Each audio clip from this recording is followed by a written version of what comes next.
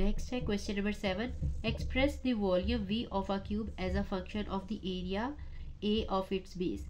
Volume of cube है, इसको हमने फंक्शन के तौर पे शो करना है और फंक्शन में वेरिएबल होना चाहिए a। ठीक है, अब आपको पता है जो क्यूब है उसकी सारी साइड्स एक जैसी होती है। ठीक है, तीनों जो उसके फेसेस हैं 6 फेसेस होते हैं, जैसे एक लूडो का डाइस है। तो बिल्कुल जो है उस टाइप की चीज़ को हम क्यूब कहते हैं। तो उसकी हम एक साइड सपोज करेंगे, इसकी जितनी भी एजेस है उसकी जो है लेंथ सेम होती है। तो हम वो लेंथ जो है सपोज कर लेते हैं एक्स है। लेट द लेंथ ऑफ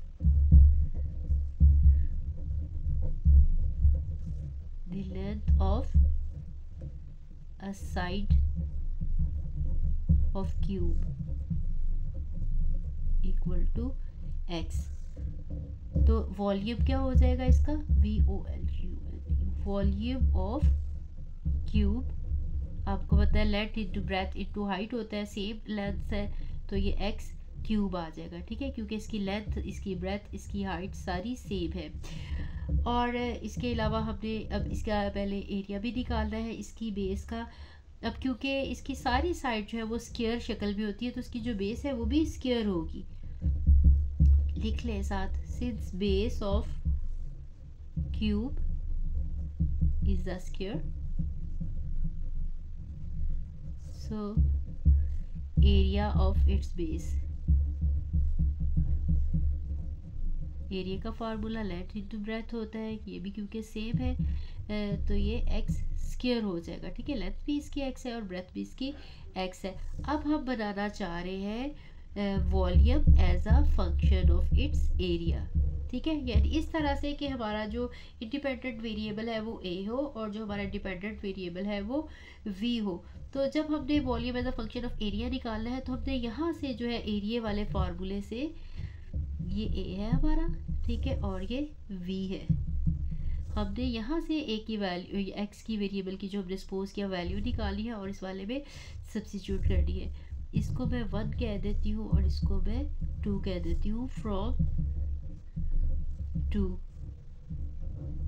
यहाँ से अगर मैं x की वैल्यू निकालूंगी वो a का स्क्वायर रूट आ जाएगा। ठीक है, आपने वेरिएबल की वैल्यू निकालनी है, a से निकालनी है और v में सब्स्टिट्यूट करनी है। अगर आपके कहते कि ये आपने area as a function of v जो है फाइंड आउट करना है, तब हम वॉल्यूम से वैल्यू निकालते हैं और एरिया में सब्स्टिट्यूट करते हैं। ठीक है, वो भी मैं आपको बता दूंगी। वैसे क्वेश्चन हमारे पास जो है बुक में वो v as a function of area कहा हुआ है।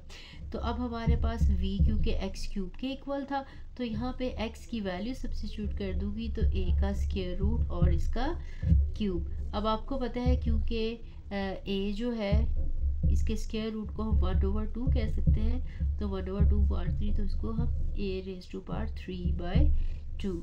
This is the function of a volume. ठीक है, ठीक है, इन फॉर्म ऑफ a। ठीक है, हमने एक्सप्रेस कर दिया वॉल्यूम को a की फॉर्म में। अगर हमें ये क्वेश्चन इस तरह से देते कि आप एक्सप्रेस करें एरिया को as a function of its volume, तो उसके लिए हम क्या करते हैं। ठीक है, आपको ताकि डिफरेंस पता चल सके। अब आपने अगर area as a function of v लिखना होता तो मैं v की वैल्यू, v वाले से x की वैल्यू फाइंड आउट करती और एरिया में सब्स्टिट्यूट करती। तो फ्रॉम 1 यहाँ से हमारे पास वैल्यू आ जानी थी x की v का थर्ड रूट। ठीक है, और एरिया वाले में हमने सब्स्टिट्यूट कर देनी थी a is equal to because X square, तो हम इसकी जगह पे लगा देते 3 और फिर इसका स्क्वायर। तो अब अगर हम इसको देखेंगे तो ये v रेज़ टू पावर 1/3 और ये स्क्वायर, तो ये v की पावर 2/3 आ जानी थी। नेक्स्ट क्वेश्चन है, find domain and range of function g of x is equal to x minus 2 और इसका मॉडुलस है यानी एब्सोल्यूट वैल्यू है इसकी। अब आपको पता है कि जो एब्सोल्यूट वैल्यू है वो हमेशा जो उसका आंसर जो है वो हमेशा 0 या फिर कोई पॉजिटिव रियल नंबर होता है। कभी भी एब्सोल्यूट वैल्यू जो है वो नेगेटिव नहीं आती। तो इसमें हम x की तो कोई सी भी वैल्यू रखेंगे तो कोई ना कोई जो है वो आउटपुट देगी। डिफरेंट सारी x के सारे रियल नंबर यहाँ पे हम ज़ीरो के साथ, पॉजिटिव नंबर्स के साथ, नेगेटिव नंबर्स के साथ आंसर निकाल लेंगे। तो जितने भी पॉसिबल वैल्यूज़ होती हैं इसकी वेरिएबल x की, वो सारी मिलके डोमेन कहलाती है किसी फंक्शन का।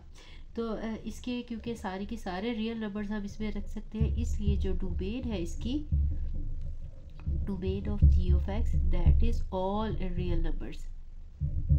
ठीक है।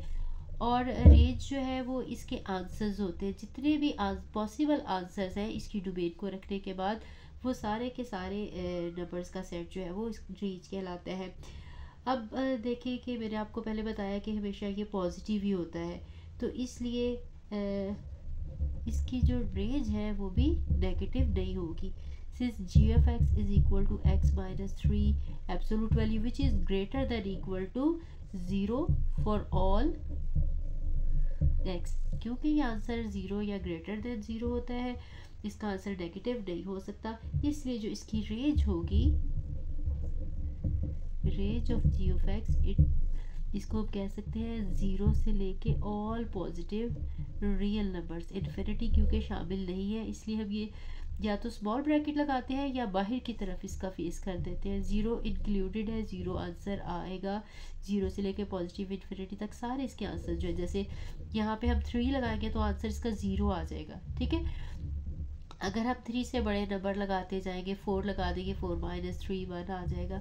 तो वो सारे के सारे पॉजिटिव नंबर्स आएंगे। ठीक है, नेगेटिव नंबर नहीं आएगा। जो मिनिमम नंबर इसमें आएगा वो 0 होगा। इसलिए जो इसकी रेंज है वो 0 से लेके पॉजिटिव इन्फिनिटी तक है। मैंने डिटेल में इंटरवल्स की एक वीडियो बनाई हुई है जिससे आपको पता चल जाएगा कि हम ये कैसे, इसको हम ऐसे भी लिख सकते हैं या 0 एंड पॉजिटिव इन्फिनिटी, ये बाहर की तरफ, क्योंकि ये रियल नंबर नहीं है इन्फिनिटी। ठीक है, ये इसलिए इसको हम इंक्लूड नहीं करते। जहाँ पे भी पॉजिटिव इन्फिनिटी या नेगेटिव इन्फिनिटी आएगा, या तो हम ये छोटी ब्रैकेट यूज़ करेंगे या बाहर फेस कर देंगे ये ब्रैकेट का, स्क्वायर ब्रैकेट का। इसका ग्राफ भी ड्रॉ करके देख लेते हैं। अगर हम इसमें x और y की वैल्यूज़ जो है वो लिखते जाएं, अगर हमारे पास टेबल एक बना लेते हैं,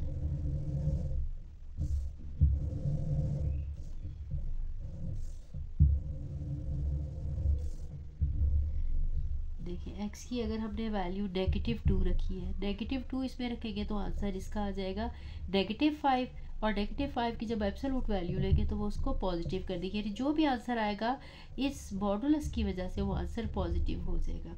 अब अगर इसमें मैं -1 रखूँगी तो आंसर -4 हो जाएगा, जो कि इसको पॉजिटिव करके 4 कर देगा।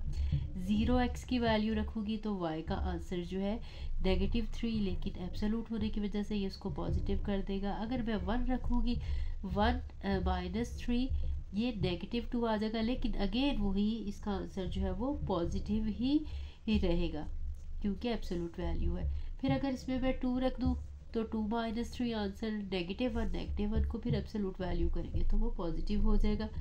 3 रखोगे तो आंसर 0 आ जाएगा। इसी तरह से अगर मैंने इसका आंसर 4 रखा है तो 4 -3 1 आ जाएगा, जो कि पॉजिटिव है। इसी तरह से 5 अगर हम रखेंगे तो 5 -3 2, जो ऑलरेडी पॉजिटिव है वो पॉजिटिव रहेंगे, लेकिन जो नेगेटिव आंसर्स आएंगे उनको भी एब्सोल्यूट वैल्यू की वजह से पॉजिटिव होना पड़ेगा। ठीक है, वो सारे पॉजिटिव आ जाएंगे। तो उसका मतलब ये देखिए, इसकी ये जो नंबर्स होते हैं ये डोमेन होती है। ठीक है, ये देखें एक्स के कोई से भी हम नंबर्स रख रहे हैं तो कोई ना कोई आंसर दे रहा है। ऐसा आंसर जहाँ पे ये फंक्शन अनडिफाइंड हो जाए वो इसकी डोमेन में शामिल नहीं होता।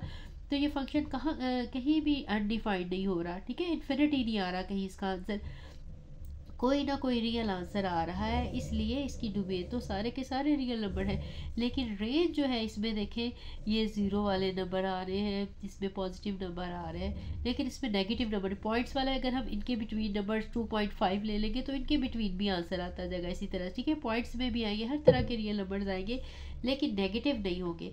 इसलिए इसकी जो रेंज है वो 0 से लेके पॉजिटिव इन्फिनिटी तक हम ऐसे भी लिख सकते हैं, और 0 से लेके पॉजिटिव इन्फिनिटी या ये ब्रैकेट भी यूज़ कर सकते हैं। या फिर अब अगर इसको डिस्क्रिप्टिव वे में लिखना चाहें तो फिर नॉन नेगेटिव रियल नंबर्स हम कह सकते हैं। नेक्स्ट क्वेश्चन वो भी डोमेन एंड रेंज से रिलेटेड है। Find the domain and range of function F of X equal to X square minus 4। अब हमने इसकी जो है डोमेन और रेंज फाइंड आउट करनी है। डोमेन में आपको पहले भी बता चुकी हूँ, जो एक्स की वैल्यूज़ हैं जितने फंक्शन जो है वो एक फाइनाइट आंसर देता है, वो इसकी डोमेन, सारे जितने भी नंबर्स होंगे मिला के उसका जो सेट बनेगा वो डोमेन कहलाएगी। ठीक है, अब हमने चेक करना है कि कहाँ कहाँ पे ये फंक्शन जो है वो डिफाइंड है, कहाँ पे इसकी जो है वो आंसर्स जो है वो आएंगे, पॉजिटिव आएंगे। आपको पता है स्क्वायर रूट वाला फंक्शन जो है हम हमेशा पॉजिटिव, वैसे तो स्क्वायर रूट निकाले पॉजिटिव नेगेटिव दो वैल्यूज आती है, लेकिन जब हम इसको फंक्शन कह रहे होते हैं तो इसको हमेशा हम पॉजिटिव लेते हैं। तो ये हमने स्क्वायर रूट के नीचे वाला जो है पोर्शन जो है ये हमेशा अंदर वाला, क्योंकि अगर यहाँ स्क्वायर रूट के अंदर नेगेटिव आएगा तो वो आयोटा में चली जाएगी। हम ये रियल फंक्शंस की बात कर रहे हैं। इसमें जब भी स्क्वायर रूट वाले किसी फंक्शन की डोमेन या रेंज पूछेंगे तो हमने चेक करना है कि स्क्वायर रूट वाला जो पार्ट है स्क्वायर रूट के अंदर ये कहाँ पे नेगेटिव आ रहा है। जहाँ पे नेगेटिव आ रहा है वो उसकी डोमेन में शामिल नहीं है। जहाँ जहाँ पे ये पॉजिटिव है या ज़ीरो आता है वो इसकी डोमेन में शामिल होगा। तो हम इसकी जो डोमेन है आप चेक करें कि अब इसका अगर चाहे तो पहले ग्राफ ड्रॉ कर ले, फिर आपको उससे अंदाज़ा हो जाएगा। बाद में डोमेन और रेंज में इधर लिखती हूँ domain of F of x and range जो है, पहले मैं चाह रही हूँ आपको ग्राफ से पता चल जाए, फिर इसके बाद इसकी डोमेन लिखती हूँ। एक्स की वैल्यूज़ है, वाई की, इसमें डिफरेंट सारी वैल्यूज़ जो है वो रख के देखते हैं। सबसे पहले हम चेक कर लेते हैं कि ये फंक्शन ज़ीरो कहाँ पे बनता है। ठीक है, उसके बाद फिर हम देखते हैं कि इसे बड़े नंबर्स भी देख लेते हैं, उससे छोटे नंबर्स भी देख लेते हैं।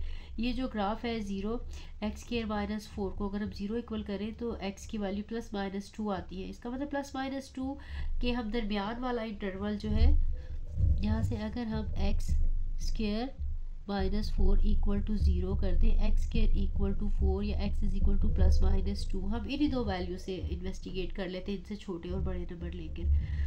नेगेटिव 2 से अगर हम मज़ीद छोटा ले लें, नेगेटिव अगर हम 3 लेते हैं सपोज, या नेगेटिव हम 4 ले लेते हैं, नेगेटिव 4 पे चेक करेंगे तो इसकी वैल्यू रख के देखें, 4 का स्क्वायर जो है वो हमारे पास 16 आ जाएगा। 16 माइनस 4 करें, इसका स्क्वायर रूट लेंगे तो वो 3.5 आ जाएगा। ठीक है, अगर हम इसकी वैल्यू नेगेटिव 2 रख के देखें, दरमियान वाली सारी वैल्यूज़ भी ली जा सकती है या रैंडमली आपको लेके दिखा रही हूँ। नेगेटिव 2 रखेंगे तो नेगेटिव 2 का स्क्वायर 2 आ जाएगा और 4 आ जाएगा। 4 माइनस 4 करेंगे तो आंसर 0 आ जाएगा। सिमिलरली अगर 0 रख के देखेंगे, यहाँ पे 0 रखेंगे तो 0 नेगेटिव 4 नेगेटिव आ जाएगा। ठीक है, 0 रखेंगे तो फिर ये इन्फिनिटी आ जाता है। ठीक है, ये लिखने की ज़रूरत नहीं है, सिर्फ मैंने आपको समझाने के लिए बता दी। इसलिए ये 0 जो है ये इसकी डोमेन में शामिल नहीं है। इसके दरमियान वाले जितने भी नंबर नेगेटिव 2 और 0 के बिटवीन हम रखेंगे वो भी जो है वो आंसर नेगेटिव ही देखेंगे। सपोज देखिए नेगेटिव 1 रखा है, नेगेटिव 1 का स्क्वायर लेंगे तो 1 आ जाएगा। 1 में से जब हम 4 सब्ट्रैक्ट करेंगे तो वो भी नेगेटिव आंसर देगा, तो वो भी अनडिफाइंड। इसी तरह से लेके अगर पॉजिटिव 2 रखेंगे तो 2 का स्क्वायर हमारे पास 4 तो ये भी आंसर 0 आ जाएगा। 2 से हम बड़े जब रखते जाएंगे तो आंसर इसका जो है वो पॉजिटिव अब आना स्टार्ट हो जाएगा।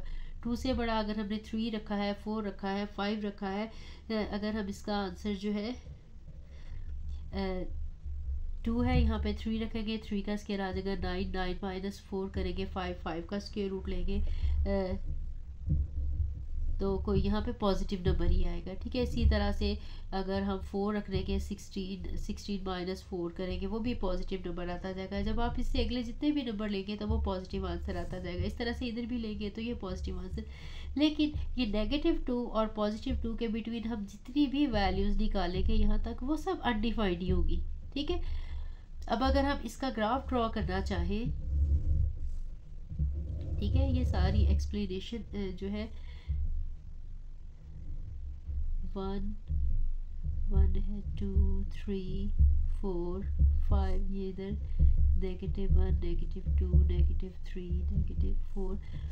एक्स की वैल्यू जो है वो नेगेटिव 4 जहाँ पे है, यहाँ पे नेगेटिव 4, तो इसका आंसर जो है वाई का 3.5 1 2 3 और यहाँ पे कह लें 3.5 ऑलमोस्ट यहाँ पे ये आंसर है। ठीक है, उसके बाद जहाँ पे x की वैल्यू -2 है वहाँ पे इसका आंसर जो है वो 0 है। ये पॉइंट आ जाएगा। ठीक है, तो यहाँ के दरमियान वाली वैल्यूज जो है इस तरह की है कि दरमियान में ये सारी वैल्यूज जो है इन्फिनिटी, यहाँ पे फंक्शन हम नहीं इसका ग्राफ नहीं ड्रॉ कर सकेंगे। उसके बाद यहाँ पे ये +2 और v0 ये वैल्यू, इसी तरह से जब यहाँ पे 3 है तो ये 3.5 +3.5 जो कि यहाँ पे आ जाएगा और ये भी ग्राफ इस तरह का बनेगा। ठीक है, अब हमारे पास डोमेन, इसका मतलब यह है कि देखिए हमने कोई भी वैल्यू जो है यहाँ पे रखी है तो इनके दरमियान यहाँ से यहाँ तक जो आंसर है वो इन्फिनिटी आ रहा है। इसका मतलब है ये इनके दरमियान वाले नंबर डोमेन में शामिल नहीं है। जहाँ पे हमारे पास आंसर इस फंक्शन का अनडिफाइंड आ जाए वो नंबर इसकी डोमेन में शामिल नहीं होते। इसका मतलब है या तो हम लिखेंगे -इन्फिनिटी से लेके 2 तक का नंबर, ठीक है, यूनियन +2 से लेके +इन्फिनिटी तक के सारे नंबर इसकी डोमेन है। ठीक है, इन्फिनिटी पॉजिटिव हो या नेगेटिव हो वो इंक्लूड नहीं करनी, तो हम छोटी ब्रैकेट लगाएंगे या बाहर की तरफ फेस करेंगे। ठीक है, ये तरीका है। या फिर हम इसको लिख सकते हैं रियल नंबर्स माइनस -2 और 2, यानी ये ब्रैकेट लगाने का मतलब है ये नंबर इंक्लूडेड नहीं है। ठीक है, इसको माइनस करना है, यानी यहाँ से लेके यहाँ तक के जो दरमियान वाले नंबर है वो अगर हम रियल नंबर में से निकाल दें तो बाकी सारे नंबर जो है इसकी डोमेन है। अब हम इसकी रेंज की तरफ चलते हैं। अब आपको पता है कि ये आंसर जो है हमेशा हम >= 0 लेते हैं। ये मैंने आपको पहले बताया था कि इसको हमने पॉजिटिव लेना है, क्योंकि नेगेटिव लेने से आंसर, क्योंकि रेंज जो है ये इसके आंसर्स हैं, आंसर्स जो आएंगे वो किस टाइप के आएंगे। आंसर हमेशा इसका >= 0, यानी नॉन नेगेटिव रियल नंबर होगा तो जब भी ये स्क्वायर रूट वाला आएगा तो इसकी रेंज हमेशा आप यही लिखेंगे।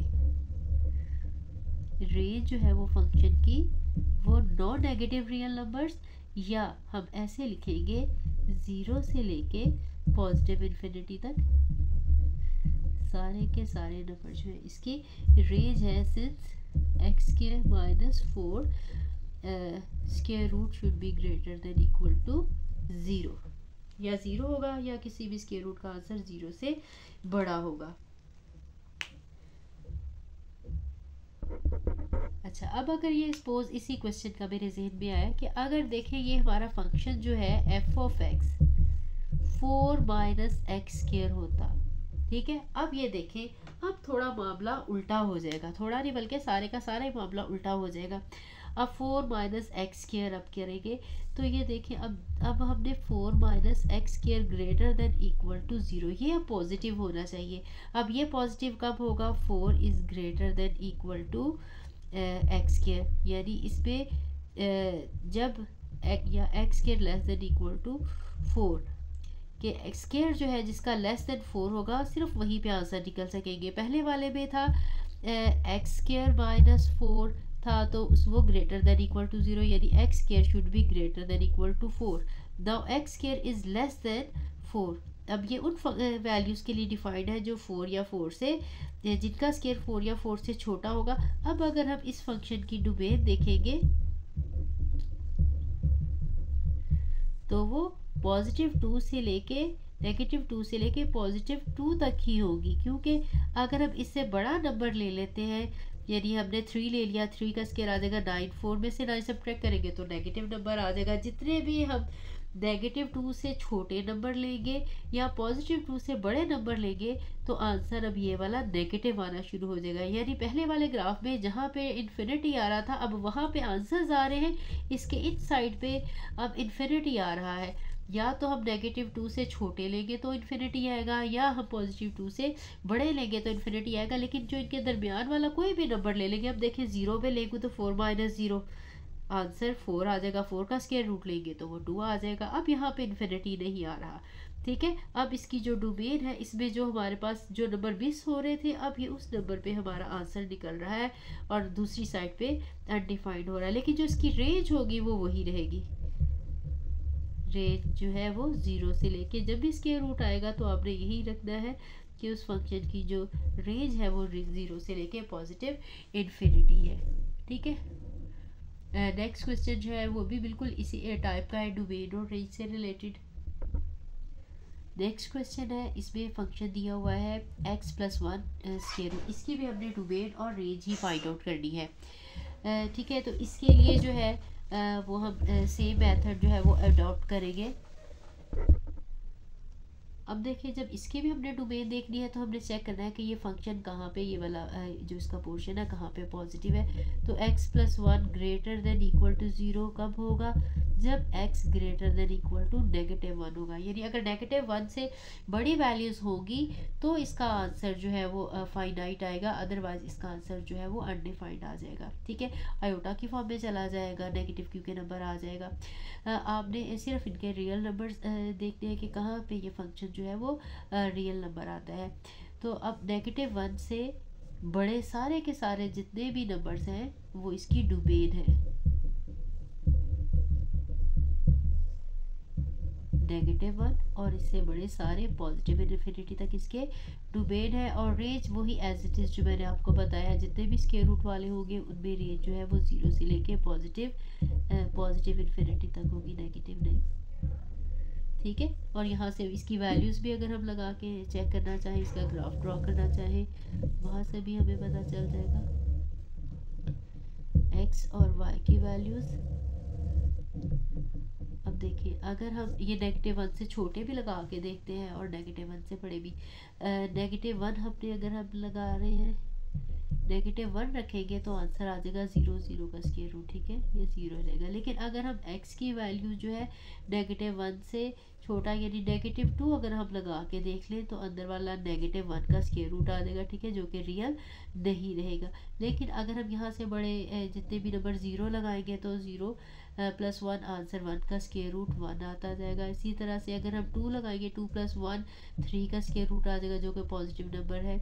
इसी तरह से अगर हम यहाँ पे 3 लगा लें, 3 + 1 4 का स्क्वायर रूट जो कि 2 आता है। इस तरह से सारे के सारे ये देखें, ये रियल नंबर जो है वो आते जाएंगे। लेकिन ये वाले जो है ये इसके डोमेन में शामिल नहीं है, क्योंकि यहाँ पे इसका आंसर जो है वो आयोटा की फॉर्म में आ रहा है। इसका मतलब है -1 और इससे बड़े जितने भी नंबर हैं वो सारी इसकी डोमेन में शामिल है। रेंज जो होगी वो 0 से लेके ऑनवर्ड पॉजिटिव नंबर्स जितने भी हैं वो सारे के सारे इसकी रेंज है। बिल्कुल इसी तरीके से आपने जो भी फंक्शन देखना होगा, हम उसका स्क्वायर रूट के अंदर वाला पोर्शन देखते हैं कि कहाँ पे पॉजिटिव हो। सपोज अगर यहीं पे x-1 का स्क्वायर रूट होता तो हम लिखते x-1 greater than equal to 0, x should be greater than equal to 1। तो वो 1 या 1 से बड़े सारे के सारे रियल नंबर्स आ जाने थे। इस तरह से हम स्क्वायर रूट वाले सारे के सारे चेक कर सकते हो। और हम लोगों ने एब्सोल्यूट वैल्यू वाले देखे हैं, तो इनको आपने अच्छे से देख लेना है। अगर फिर भी कोई कन्फ्यूजन रह गई हो तो वो आप कमेंट करके पूछ सकते हैं मेरे से। मिलते हैं इंशाल्लाह नेक्स्ट वीडियो में। अस्सलाम वालेकुम स्टूडेंट्स। मैंने शॉर्ट क्वेश्चंस का एक सिलसिला स्टार्ट किया था, लेकिन उसमें काफ़ी गैप आ गया क्योंकि इलेक्शंस हो रहे थे जिनमें हमारी ड्यूटीज़ लगी हुई थी। काफ़ी मसरूफियत रही, काफ़ी दिन जो है उसमें लग गए और काफ़ी ज़्यादा थकावट भी हो गई थी। अब इंशाल्लाह नेक्स्ट जो है मैं कोशिश करूँगी कि कॉन्टीन्यूसली जो है वो लेक्चर जो है अपलोड करती रहूँ। तो 5 शॉर्ट क्वेश्चन जो है यूनिट 1 से उनकी वीडियो मैंने अपलोड कर दी थी। अब नेक्स्ट जो है उसे शॉर्ट क्वेश्चन करेंगे। तो क्वेश्चन नंबर 6 है, with the help of vertical line test decide whether x square plus y square equal to 1 is a function or not। जब हमने वर्टिकल टेस्ट लाइन टेस्ट इस्तेमाल करना है और बताना है कि ये जो कर्व हमें दिया हुआ है क्या ये फंक्शन है या नहीं है। तो पहले आप लोग को वर्टिकल लाइन टेस्ट का पता होना चाहिए कि होता क्या है। बहुत इजी सा है ये। A vertical line test is a visual way to determine a curve is a graph of a function और नॉट। यानी एक विजुअल मेथड है, इसे हम देख के ग्राफ ड्रॉ करके तो हम चेक कर सकते हैं कि ये जो हम आइदर कर्व जो जिसको हम ग्राफ कर रहे हैं क्या ये फंक्शन बन रहा है या नहीं। अब हमें फंक्शन की डेफिनेशन पता होनी चाहिए। हमने फंक्शन की डेफिनेशन में पढ़ा था, a function can have only have one output y for each unique input x। यानी जब हम कोई भी एक यूनिक वैल्यू x की रखें तो उससे y का भी एक ही आंसर निकलेगा। अगर x की एक वैल्यू रखने से y के 2 या ज़्यादा आंसर्स आ रहे हैं तो इसका मतलब ये है कि फंक्शन जो है वो जो कर्व है वो फंक्शन नहीं है। If a vertical line intersect a curve on xy plane more than once, ठीक है, इसका मतलब ये है कि अगर एक से हम ग्राफ ड्रॉ करेंगे एक्स वाई प्लेन में, अगर हम वर्टिकल लाइन ड्रॉ करें और वो एक से ज़्यादा जगह पे इंटरसेक्ट करे उस फंक्शन को, सॉरी उस कर्व को, तो फिर हम कहेंगे कि ये जो है फंक्शन नहीं है। And so the curve does not represent a function. ठीक है, अभी आपको इस तरह से शायद इतनी ज़्यादा समझ ना आई हो, ये मैंने आपको इसको रीडिंग करके वर्डली मीनिंग बताया था। अब ये देखें इसमें हम एक्चुअली कर क्या रहे हैं, हम लोग जो है ग्राफ ड्रॉ करेंगे किसी भी चीज़ का। ठीक है, ये हमारा एक्स वाई प्लेन है, ये एक्स एक्सिस है और ये वाई एक्सिस है। ठीक, हमारे पास कोई भी कर्व है, ये एक्स एक्सिस है या वाई एक्सिस है, जैसे देखें ये हमने कर्व ड्रॉ किया। अब आप ये वर्टिकल लाइन जो भी होगी वो वाई एक्सिस के पैरेलल होगी। जितनी भी देखें वर्टिकल लाइंस हम ड्रॉ कर लें, ये लाइन सिर्फ इस कर्व को एक ही जगह पे कट कर रही है। ठीक है, इसका मतलब ये है कि x की हर वैल्यू के कॉरस्पॉन्ड जो है y की भी एक ही वैल्यू है। लेकिन अब अगर इस तरह का कर्व है, जैसा कि अब देखें